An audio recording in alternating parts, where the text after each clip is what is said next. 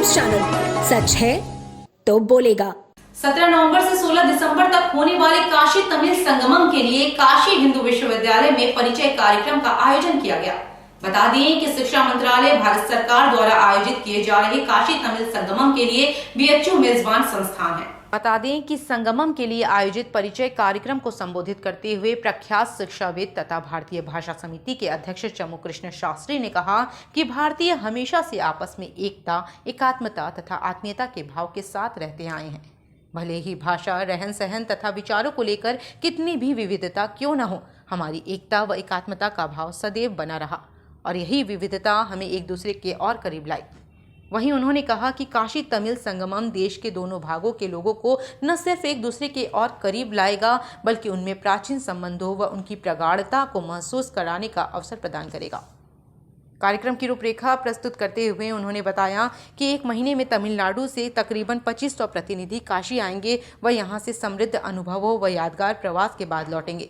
यह आयोजन तमिल कार्तिक मासम में हो रहा है, जब तमिलनाडु में लोग भगवान शिव के मंदिर में दिया जलाते हैं। काशी आदरणीय प्रधानमंत्री श्री नरेंद्र मोदी जी की राजधानी है।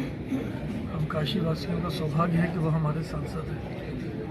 आदरणीय प्रधानमंत्री जी एक भारत श्रेष्ठ भारत की परिकल्पना को साकार करने के लिए वर्षों से कार्य कर रहे हैं और उन्हें अब एक ऐसे क्षेत्र का प्रतिनिधित्व करने का अवसर मिला है जिसे मिनी भारत कहा जाता है।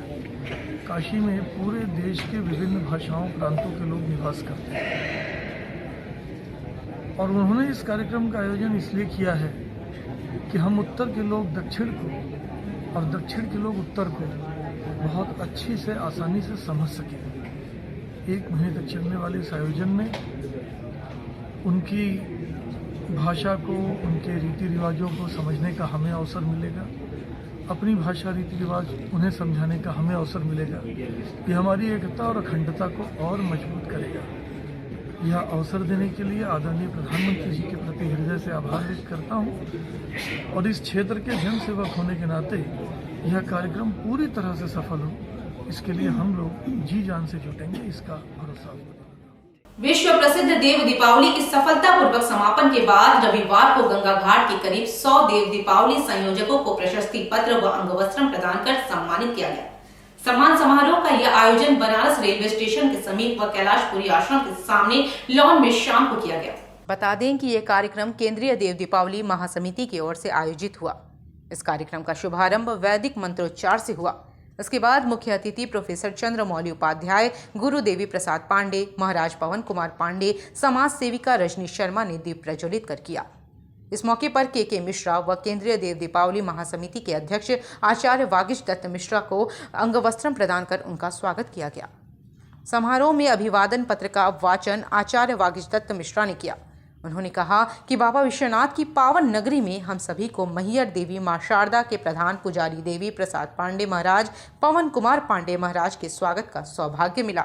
जी अपना परिचय बता दीजिए। मैं आचार्य वागीश दत्त मिश्रा, अध्यक्ष केंद्रीय देव दीपावली महासमिति काशी। सर आज किस प्रकार का प्रोग्राम है और कौन से महापुरुष आज आए हुए? गत 7 नवंबर को काशी में विश्वविख्यात देव दीपावली महोत्सव का आयोजन किया गया था। उस महोत्सव से जुड़े हुए समस्त संस्थाओं का हम यहाँ स्वागत अभिनंदन के कार्यक्रम रखते हैं। इसमें मुख्य अतिथि के रूप में मैहर माता मंदिर मध्य प्रदेश के प्रधान पुजारी पूज्य श्रद्धेय देवी दत्त पांडे पधारे हुए हैं। उनके साथ में अन्य लोग भी पधारे हैं, वो मुख्य अतिथि हैं। यहाँ उन्हीं के सम्मान का कार्यक्रम रखा गया। अभी गुरुजी कितने दिन रहेंगे काशी में? गुरुजी का कल निकलने का कार्यक्रम है। गुरुजी यहाँ पर देव दीपावली के सम्मान समारोह में सम्मानित लोगों को करने के लिए आए थे। हम सब काशीवासी गुरुजी को सम्मानित करेंगे। गुरुजी हम सबको अपना आशीर्वाद प्रदान करेंगे। उसके बाद में गुरुजी प्रस्थान करेंगे। काशीवासियों को कुछ कहना चाहेंगे? काशीवासियों को कुछ कहना चाहेंगे? हाँ, काशीवासियों को ये काशी विश्व को राजधानी है।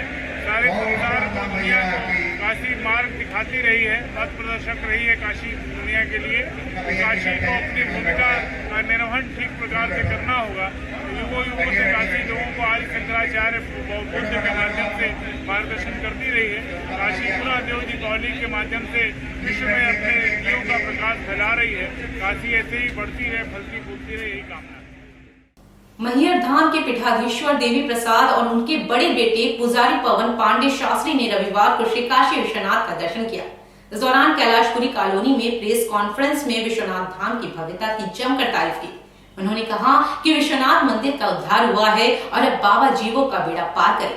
संत देवी प्रसाद ने कहा कि देश के सभी देवालयों का जीर्णोद्धार होना ही चाहिए, साथ ही जीवों का भी उद्धार हो, ऐसा प्रयास सभी मानव को करना चाहिए। इस दौरान उन्होंने कहा कि सांसारिकता और भौतिकवाद से जिनका अंत हो जाए वही संत है। जिसने मन से वेद, पुराण और ऋचाओं का मनन किया वह मुनि हो गया। देवी प्रसाद ने कहा कि आचरण का अनुशासन में रहना बेहद जरूरी है। अनुशासन विहीन प्राणी पशु के समान है। लगभग सभी सनातनियों ने रामचरितमानस और भागवत गीता को सुना है, लेकिन प्रश्न यह है कि उसका अनुसरण कितनों ने किया। जिसने अनुसरण किया वह परमानंद को प्राप्त हो गया। पीठाधीश्वर ने कहा कि मंदिर का जीर्णोद्धार हुआ, अब बहुत सुंदर और भव्य दरबार बन गया है। अब उस परमात्मा से यह प्रार्थना है कि इस मन मंदिर को भी सुंदर बनाए और जीवन का उद्धार करे। उन्होंने कहा कि ईश्वर के किसी एक स्वरूप को पकड़ें, पाखंड से दूरी बनाते हुए उन्हें भजें और परमानंद की अनुभूति करें। अब भरोसा मानिए और भरोसा करके देखिए, भरोसा मिल जाएगा। अरे जो काम तुमने सोचा सब हो जाए। अरे भरोसा विश्वनाथ, ये श्रद्धा, विश्वास, आस्था, अध्यात्म विश्वास पर चलता है, भरोसे पर चलता है। और हमारे अंदर श्रद्धा नहीं हो, भावना नहीं हो, तो किस बात का अध्यात्म। और सबसे बड़ी बात है, हमारे अंदर सत्य न होगा, सब विद्या काम न करेंगे। समझ में नहीं रहा है, इनके अंदर भी उतना सुंदर तुम भर दो, अंदर तुम सब भर दो, उनके अंदर भी सुंदरता ला। तो यही प्रार्थना विश्वास सबके लिए किया मैंने। यहाँ के लोगों की प्रार्थना विश्वास किया जितना सुंदर ये मंदिर है, मन के मंदिर को भी इतना सुंदर बना दो, भगवान विश्वनाथ बना दो। ओहो। काशी हिंदू विश्वविद्यालय वाराणसी में केंद्रीय ग्रंथालय व गुजरात के गांधीनगर स्थित यूजीसी के सूचना एवं लाइब्रेरी नेटवर्क केंद्र द्वारा संयुक्त रूप से 3 दिवसीय अंतर्राष्ट्रीय कैलिबर सम्मेलन आगामी 17 से 19 नवंबर तक आयोजित होने जा रहा है, जिसमें देश विदेश से 500 से अधिक प्रतिभागी तथा विषय विशेषज्ञ के आने की संभावना है। बता दें कि सम्मेलन का मुख्य विषय भावी पीढ़ी के शैक्षणिक परिदृश्य हेतु पुस्तकालयों में डिजिटल परिवर्तन की परिकल्पना रखा गया है। ऑस्ट्रेलिया के फ्लिंडर्स यूनिवर्सिटी के ग्रंथालय सेवा निदेशक श्री प्रशांत पांडे सम्मेलन के आरंभ में मुख्य व्याख्यान देंगे।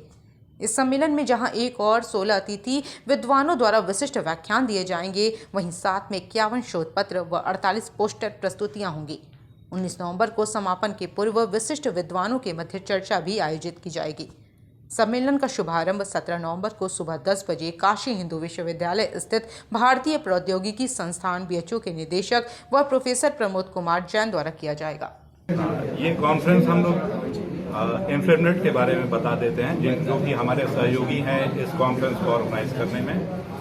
यूनिवर्सिटी ग्रांट्स कमीशन के अंतर विश्वविद्यालयी केंद्र होते हैं, इंटर यूनिवर्सिटी सेंटर, जो कि अलग अलग विषयों के अलग अलग स्थान पे हैं। जैसे कि पुणे में आप अंतरिक्ष विज्ञान का इंटर यूनिवर्सिटी सेंटर पाएंगे, वो वाला इंटर यूनिवर्सिटी सेंटर था।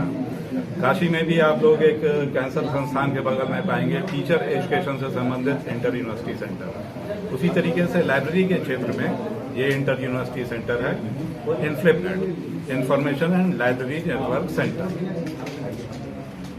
तो इसका कार्य है कि देश भर में जितनी भी एकेडमिक लाइब्रेरीज हैं यूजीसी से संबंधित, क्योंकि यूजीसी से संबंधित हमारी यूनिवर्सिटी लाइब्रेरीज भी हैं, कॉलेज लाइब्रेरीज भी हैं, भले ही वो प्राइवेट क्यों ना हो, किसी न किसी प्रकार की ये सर्विस प्रोवाइड करता है इन्फिनिट सेंटर। इसमें जितना भी सूचना तकनीकी, इंफॉर्मेशन टेक्नोलॉजी से संबंधित सूचना तकनीकी का उपयोग है ग्रंथालय के क्षेत्र में, उसका ये प्रयोग करता है और इसका उपयोग सारे के सारे ग्रंथालय करें, देश भर के एकेडमिक लाइब्रेरीज। ऐसा प्रोग्राम इन्फिनिट के माध्यम से केंद्र सरकार का चलता है। तो इंफेमनेट सेंटर ये गांधीनगर में स्थित है और हर एक 2 साल पे देश के विभिन्न क्षेत्रों में ये अपनी कैलिबर कॉन्फ्रेंस कराता है। कैलिबर इसका फुल फॉर्म है convention on automation of libraries in education and research institution. इस बार क्योंकि हर एक 2 साल में होता है, पिछली बार 2019 में हुआ था, अब ये कोरोना की वजह से थोड़ा सा डिले हो गया और 2022 में अपने काशी हिंदू विश्वविद्यालय में इस बार आयोजित हो रहा है। समता भवन में 3 दिन ये कॉन्फ्रेंस है। नवंबर 17 से नवंबर 19 तक ये आयोजित होगी। इसमें देश के तो लगभग हर एक यूनिवर्सिटी के जो भी लाइब्रेरी के क्षेत्र के विद्वान हैं वो आएंगे और विदेशों से भी भारी संख्या में यहाँ पे विद्वान आ रहे हैं। इसमें जो हमारे शोध पत्र हैं, ढेरों शोध पत्र मिले थे और काफी रिगरस प्रोसेस के बाद जो शॉर्टलिस्ट किए गए वो हमारे 148 शोध पत्र। खबर बलिया के थाना सुखपुरा क्षेत्र अंतर्गत बसंतपुर का है, जहां एक गरीब घर का मासूम छोटा बच्चा अपने स्कूल जा रहा था कि अचानक रास्ते में तेजी से आ रही तेज रफ्तार बाइक सवार ने टक्कर मार दी और मौके से फरार हो गया। वहीं आनन फानन में बच्चे को जिला अस्पताल में लाया गया, जहां डॉक्टरों ने उसे मृत घोषित कर दिया, जिसके बाद पीड़ित परिजन का रो रो कर बुरा हाल है। पूरे क्षेत्र में कोहराम की स्थिति बनी हुई है। छोटे मासूम बच्चे की बड़ी बहन साधना भी साथ में थी। साधना ने लापरवाह बाइक सवार का पीछा करने की कोशिश की, मगर बाइक सवार तेजी से बाइक लेकर फरार हो गया। खबर लिखे जाने तक मौके पर पुलिस नहीं पहुंची थी। भोला पत्रकार के द्वारा पुस्तक का लोकार्पण किया गया। कृष्णदेव द्वारा लिखी पुस्तक आज के फर्जी पत्रकारों की बढ़ती आबादी पर चोट है। इस दौरान काफी लोग कार्यक्रम में मौजूद रहे। बता दें कि वरिष्ठ पत्रकार कृष्णदेव नारायण राय की पुस्तक भोला पत्रकार दरअसल पत्रकारिता के गिरते स्तर और समाज में फर्जी पत्रकारों की बढ़ती आबादी का एक दस्तावेज है। इस पुस्तक के माध्यम से कृष्णदेव नारायण ने यह बताने की कोशिश की है कि आज के युग में असली पत्रकार पीछे छूट जाते हैं और नकली और फर्जी पत्रकार नाकाबिल होते हुए भी आगे निकल जाते हैं। भोला पत्रकार पुस्तक का रविवार को ककरमत्ता के एक रेस्टोरेंट में लोकार्पण किया गया। ये लोकार्पण वरिष्ठ पत्रकार योगेंद्र नारायण ने किया। इस मौके पर वरिष्ठ पत्रकार डॉक्टर राम मोहन पाठक, समाजवादी चिंतक विजय नारायण, योगेश गुप्ता आदि ने अपने विचार व्यक्त किए। इस दौरान कृष्णदेव नारायण ने भोला पत्रकार सहित पिछली लिखी पुस्तकों और भावी पुस्तकों के बारे में भी बताया। ये आज की जो पत्रकारिता है, इस पत्रकारिता में जिस तरह के व्यक्तित्व हैं उसमें कुछ ऐसे भी पत्रकार हैं जो इतनी ईमानदारी से पत्रकारिता करते हैं कि उनको अगर थोड़ा सा चावल दे दिया जाए तो वह अपनी ईमानदारी को गिरवी रख देते हैं। और कुछ ऐसे भी पत्रकार हैं जो दूसरों की प्रतिभा से अपना नाम कमाते हैं और लगातार वो पत्रकारिता के अलावा बाकी जितने काम होते हैं वो सब करते हैं। इसमें शिक्षा भी है कि हम पढ़े नहीं हैं लेकिन हम जो है MA तक की डिग्री हासिल कर लेते हैं, क्योंकि 10 ठेकेदार हमारे साथ हैं। वो आदमी सर, क्या कारण है कि आप लोगों का एक लंबा कैरियर रहा है पत्रकारिता में? आप लोग जैसे पुरोधा पत्रकारिता के आज की युवा पीढ़ी क्यों उस पत्रकारिता को नहीं पसंद कर रही? देखिए, ये ऐसी बात नहीं है कि उस पत्रकारिता को पसंद नहीं करते। जो आज के दौर में आप चाटुकारिता वाली पत्रकारिता जो चारों तरफ दिखाई दे रही है, जहाँ विज्ञापन और खबर में कोई अंतर नहीं है, वो लिखने वाला पत्रकार भी अनुभव करता है कि हम जो कर रहे हैं वो गलत कर रहे हैं। लेकिन अगर अखबारी में कारपोरेट जगत में आपको ज़िंदा रहना है तो वो सारी चीज़ें कहनी है जो मैनेजमेंट कहता है। किसी ज़माने में अखबार के अंदर संपादक सीट्स होता था। आज की तारीख में विज्ञापन मैनेजर सीट्स है, सर्कुलेशन मैनेजर सीट्स है। वो कहते हैं कि साहब इससे हमारा विज्ञापन जो है प्रभावित होगा, ये खबर नहीं छपेगी, तो 100 आना सच होने के बावजूद वो खबर नहीं छपती। ये फ़र्क है। सर, एक लास्ट क्वेश्चन, किताब कौन सी आपने लिखी? कौन लोग शामिल हुए आज के कार्यक्रम? अब यहाँ शामिल लोगों को तो योगेंद्र नारायण जी हैं जिन्होंने पूरी ज़िंदगी पत्रकारिता को समर्पित की। विजय नारायण जी हैं जो बहुत अच्छे लेखक भी हैं। बड़ौदा डायनामाइट कांड में इनका नाम रहा है। अत्रि भारद्वाज जी हैं। किन का नाम बताएं, सारे तो वही लोग हैं। सर, अभी कोई ऐसी योजना? मैंने कई किताबें अभी लिखी हैं। देखिए, एक पत्रकार को, खास करके पांडे जी जैसे पत्रकार को, जो आज के दौर में किताब लिख देना आसान है, छपवा लेना आसान नहीं है। तो जैसे जैसे हमको अपने साथियों का सहयोग मिलता है, ये भी किताब हमारे बड़े भाई आशुतोष द्विवेदी जी हैं, हमारा एक भतीजा है कृपाकर दुबे, ये सारे लोग हमको मदद करते हैं, तब जा कर के मैं ये किताब छपवा पाता हूँ। कितनी प्राइस क्या रखी गई है और कब से ये बाजार में लोगों के लिए उपलब्ध होगा? ये बाजार में उपलब्ध है। ये 300 रुपया किताब का मूल्य मैंने रखा है।